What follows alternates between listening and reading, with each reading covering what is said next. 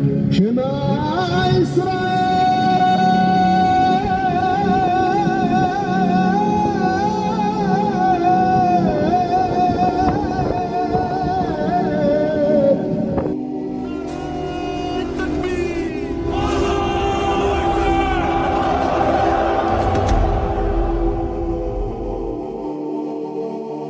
আসসালামু আলাইকুম। আশা করি আল্লাহর অশেষ রহমতে আপনারা সবাই ভালো আছেন। আজকের নতুন টপিকে আপনাকে স্বাগতম। আজকে আমরা জানব ইহুদিদের আজানের অর্থ। একজন মুসলমানের সব কিছু জানার চেষ্টা করা উচিত। ইহুদিরাও আজান দেয়, তাদের আজান আর আমাদের আজান এক কিনা, আর যদি আলাদা থাকে তবে কোথায় আলাদা?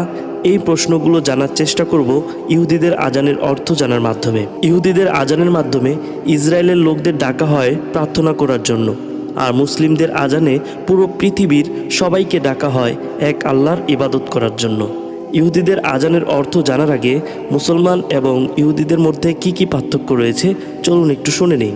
সাধারণত ইহুদিরা মুসলমানদেরকে দেখতে পারে না, তবে ইসলাম ও ইহুদি ধর্মের মধ্যে কিছু সাদৃশ্য এবং কিছু পার্থক্য রয়েছে। কিছু সাদৃশ্য আপনাদের সামনে তুলে ধরছি। মুসলমান ও ইহুদিরা এক ঈশ্বরবাদে বিশ্বাসী, অর্থাৎ সৃষ্টিকর্তা এক এবং তার কোনো শরিক নেই। যেমন মুসলমানরা বিশ্বাস করে, তেমনিভাবে ইহুদিরাও এই একই কথার উপর বিশ্বাস করে। মুসলমান ও ইহুদিদের মতে তাদের জাতির পিতা হজরত ইব্রাহিম আলাইসাল্লাম, সমগ্র মানব জাতির পিতা হজরত আদম আলাইসাল্লাম। মুসলমানরা যেভাবে এটি বিশ্বাস করে, ইহুদিরাও এটি বিশ্বাস করে।